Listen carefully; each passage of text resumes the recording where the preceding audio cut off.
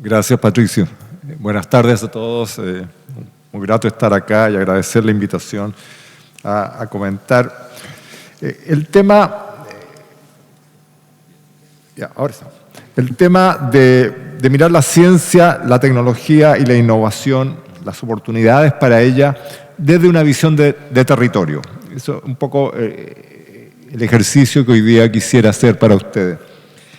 La visión que de alguna manera hemos construido en CONICYT es: el territorio es claramente o es parte de lo que sentimos que es fuente de conocimiento e inspiración vital para proyectar nuestra sociedad. Es soporte, por otro lado, para un desarrollo económico y social sustentable, y claramente es la mejor opción que sentimos que existe para construir una mejor calidad de vida para nuestra sociedad. Sentimos que es una visión ambiciosa donde se mira al país no desde la lógica de los grupos humanos, sino de la lógica de un todo, de un territorio como un lugar de oportunidades que hay que explotar y hay que usar en toda su magnitud. Desde la lógica de la ciencia, la tecnología y la innovación, tratamos de hacernos la pregunta: ¿cuáles son los desafíos que observamos, que existen? ¿Dónde están de alguna manera esos desafíos? Parte de ellos sus limitaciones. Un tema que quisiera llamar la atención específicamente desde la lógica de cómo hacer ciencia y tecnología es lo que observamos como la distribución geográfica de sus habitantes. Este es un país tan concentrado en unos pocos núcleos del país y tan poco denso en sus extremos, plantea preguntas que no necesariamente corresponden. Desde la ciencia y la tecnología no son las mismas preguntas que uno podría hacerse desde la lógica política del desarrollo de un país. Por eso lo traigo a colación y quisiera hacer unos comentarios más adelante. Parte de de ese hecho actual, que pensamos que en el futuro va a haber que trabajar sobre él, está la baja densidad de las redes de colaboración que se generan. Por supuesto, los niveles de inversión en ciencia y tecnología es un fenómeno global del país. Claramente lo mencionó el presidente del CENID, Gonzalo Rivas, pero no solo de inversión, es probablemente extremo en algunas zonas del país. Otro desafío que pensamos importante es el tema de incorporar ciencia y tecnología en los procesos productivos a lo largo del territorio, no solo donde. Es cómo la ciencia y la tecnología se articulan con el día a día de cómo se desarrolla el país. Cómo se desarrollan alianzas o colaboraciones en la región e interregionalmente. Observo, y es una experiencia medida desde CONICYT y financiando proyectos hacia las regiones, es cómo se produce una competencia un poquito desmedida entre las regiones. Es casi un absurdo de competir un débil con otro débil, cuando probablemente el camino más cuerdo es juntar fuerza, es coordinar, es construir. Probablemente hay un estilo que se ha desarrollado en el país de hacer las cosas que promueve esa competencia, pero es una mala medida para hacer las cosas. Hay un tema de identidad. A mí me gustaría escuchar desde partes del territorio más fuerza en levantar el tema de la identidad, de la presencia. Y es algo que lo puedo comentar, siendo una persona nacida en regiones, habiendo estudiado en regiones, pero habiéndola abandonada. De alguna manera este temor a tener una cierta irreverencia desde la región hacia el resto del entorno. Es un tema de identidad finalmente. La capacidad de atraer. es clave para la región, que tiene que convencer, que tiene que ser encantadora a otros. Si uno no tiene esa capacidad, si no la proyecta, difícilmente vamos a poder tener un país más equilibrado. Y, por supuesto, superar las desconfianzas de todo tipo, en particular las propias desconfianzas locales que se generan en los entornos regionales. De nuevo, lo digo no como una experiencia personal, pero sí como observador de experiencias exitosas que generan tensiones dentro de la región. Y eso es casi un absurdo en la lógica de la conversación que estamos teniendo hoy día.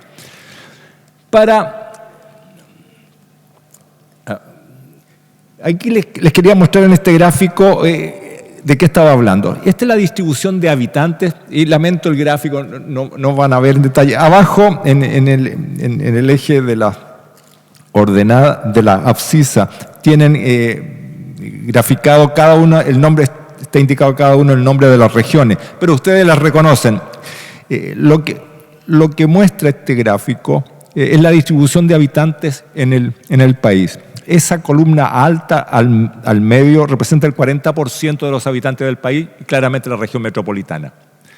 Pero lo interesante es el resto. Todos sabemos que gran parte de la población está en el centro.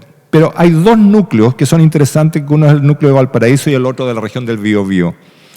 Después, núcleos de tamaño ya intermedio en la zona céntrica del país y el resto hacia los extremos complicados. Del punto de vista de hacer ciencia, de hacer tecnología, genera pocas posibilidades de juntar una densidad suficiente de talento para empujar el sistema. Entonces, acá son los problemas que es parte del diseño de desarrollar un país. ¿Cómo uno, y es una pregunta, cómo uno o baja la alta participación de la región metropolitana y se redistribuye la población? ¿Cuáles son los mecanismos para hacerlo?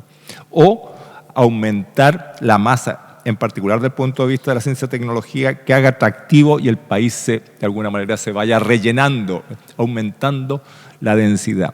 Ahora, el concepto de densidad lo van a escuchar, por lo menos de mi parte, repetir frecuentemente, porque es una experiencia que se observa en cada zona en general del mundo, en particular en Chile también. Cuando uno requiere una condición casi física de densidad, de solidez, para poder desarrollar iniciativas, para desarrollar más conocimiento, para desarrollar los fenómenos de innovación. Si son pocos y las redes son muy tenues, es imposible quebrar las inercias. Por eso la idea de densidad es un concepto que... Miren lo que pasa cuando cambio o pongo al lado de la densidad de habitantes cómo se distribuye la densidad, el número de investigadores en el país. Cómo sube y cómo se desplaza, cómo el centro, la región metropolitana, llega a tomar el 60% de los investigadores del país con respecto a un lugar que solo tiene el 40% de la población. Ese es el efecto como un núcleo denso atrae sistemáticamente al resto. Ese es un fenómeno conocido, no es un fenómeno único a Chile, pero son los fenómenos que hay que tener identificados. En la próxima gráfica, si alcanzan a ver esa tercera barra, tiene que ver cómo se distribuyen los recursos. Y claramente los recursos se correlacionan con la densidad de investigadores que hay en un lugar y no con el número de habitantes que tiene. Bien, desde el punto de vista CONICET, aquí les muestro, muy en resumen, quiero hacer un par de comentarios que hace CONICET y lo voy a proyectar a qué ocurre en las regiones.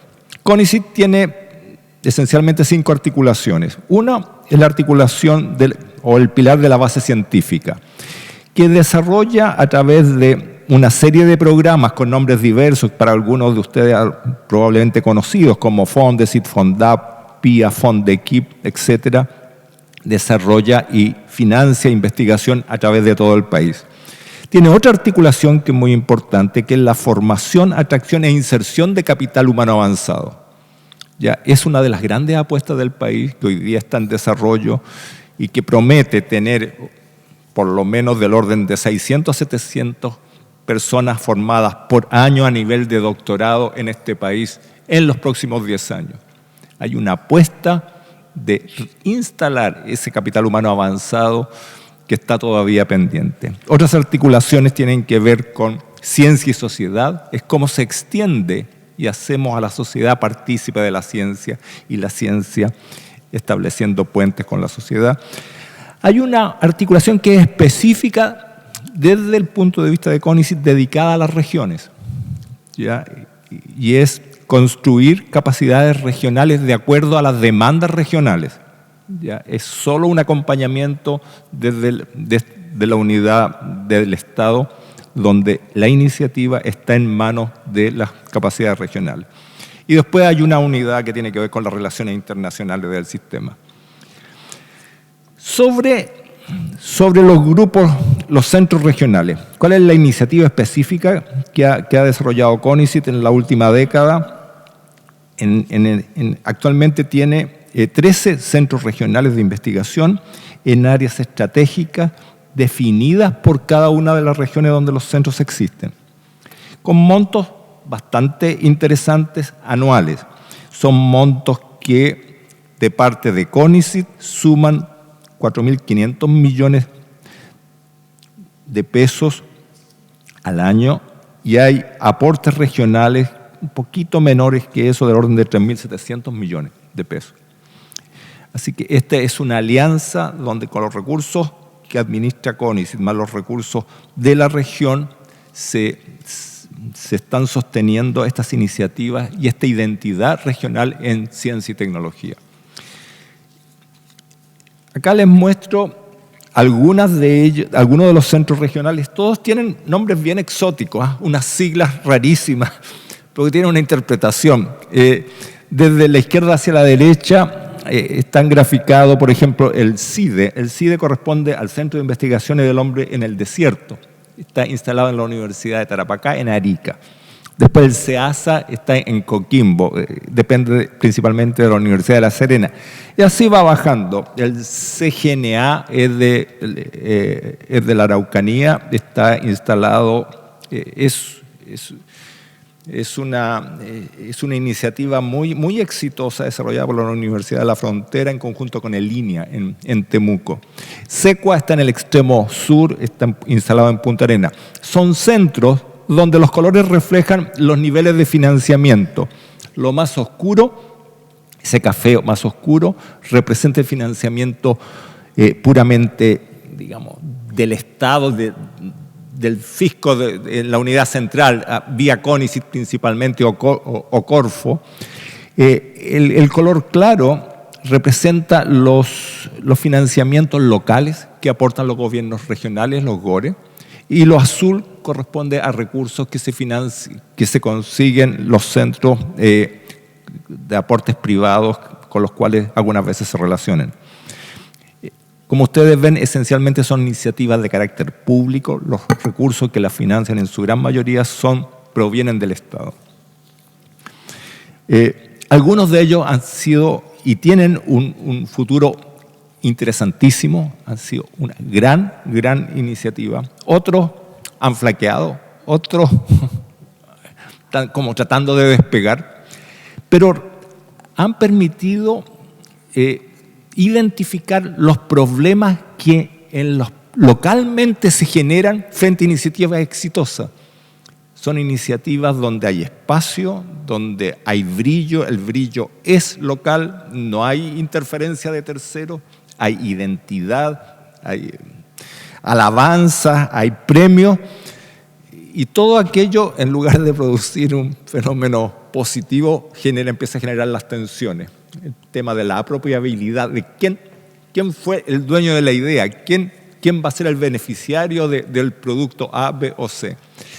Es un tema que se enfatiza en sistemas pequeños, de mucha tensión, normalmente dominado por actores importantes, probablemente los grupos universitarios, entran en conflicto con los gobiernos regionales. son temas que hay que sincerar para avanzar, porque parte de la discusión pasa por esas dificultades. Otra de las iniciativas de CONICET es un programa, a lo mejor también han escuchado hablar, es un programa Explora, que es un programa nacional de educación no formal en ciencia y tecnología, ya lleva cerca de 2 décadas, y que intenta y se liga muy directamente a la comunidad, y en particular a la comunidad escolar en cada una de las regiones del país. Estamos muy orgullosos, más allá de los números, estamos muy orgullosos porque es una de esas iniciativas que es fundamentalmente regional. En este momento se maneja a través de los proyectos asociativos regionales, que es destinado a la divulgación y valoración de la ciencia en cada comunidad. Hay en este momento del orden de 18 de ellas, 3 están en la región metropolitana, las otras 15 corresponden a las regiones del país. Así que, otras iniciativas tienen que ver con Fondequip, es una iniciativa de CONICET destinada a fomentar e instalar equipamiento científico de calidad en cada una de las universidades del país, donde las regiones tienen una participación por lo menos interesante, no digo que es dominante, pero importante. Fondesit es una de las, un poco de las formas de financiamiento. Voy a tratar de resumir ya. Quería mostrar, casi para terminar, uno de los programas de CONICET, de nuevo focalizado en las regiones, que significa atraer científicos extranjeros para venir a pasar estadías que varían entre 3 a 1 año en distintas instituciones de las regiones. Y lo que ustedes observan es cómo se distribuyen esas estadías, quiénes son las regiones que son activas en capturar esos recursos del Estado para invitar y potenciar sus capacidades locales. Y ahí, dominante es la región que nos hospeda, Valparaíso, corresponde a la barra más alta, seguida después por la Araucanía y la región del Maule, son las barras más altas. ¿Qué significa? Que hay una comunidad activa en aprovechar oportunidades para invitar a otros a colaborar y fortalecer su desarrollo. Son las iniciativas que CONICET ayuda a esas instituciones a financiar. Otras presentan una cierta dejación o claramente no están alerta de esas oportunidades que se han ofrecido. Esto es en un periodo de 5 años. Para terminar, desde CONICET sentimos, o por lo menos yo estoy muy comprometido, que el futuro en ciencia y tecnología pasa por el desarrollo del territorio. Si no somos capaces de entender nuestro territorio, no vamos a lograr ser un gran país. Nuestras lógicas de financiamiento y de dependencia macroeconómica tienen un límite, se saturan. Lo mencionó el presidente Rivas, la dependencia del cobre es limitada. Va a llegar, nuestras próximas generaciones van a enfrentar otros desafíos. Y nosotros tenemos que preparar un país para recibir esos desafíos. Y eso es territorio, no es una ciudad, no es un lugar. Tienen que establecerse, porque son escasas, las políticas de asignación de recursos coherentes con esa visión, que el país pasa por su desarrollo territorial. Demanda de oportunidades versus la calidad de esas oportunidades es central a la discusión. Yo no creo que porque uno está en un lugar u otro del territorio merezca una mejor o peor oportunidad. Creo que la calidad debe ser dominante para construir ese prestigio que nos es necesario. Las percepciones y compromisos regionales no son homogéneos. Y eso ustedes son los actores, yo solo hago una observación que me preocupa. Y para terminar, creo que las decisiones y la acción para enfrentar el problema que tenemos, nuestro problema país, no puede seguir esperando. Digamos. Por eso me siento muy agradado de haber estado en esta oportunidad y haber tenido la oportunidad de conversar con ustedes. Gracias.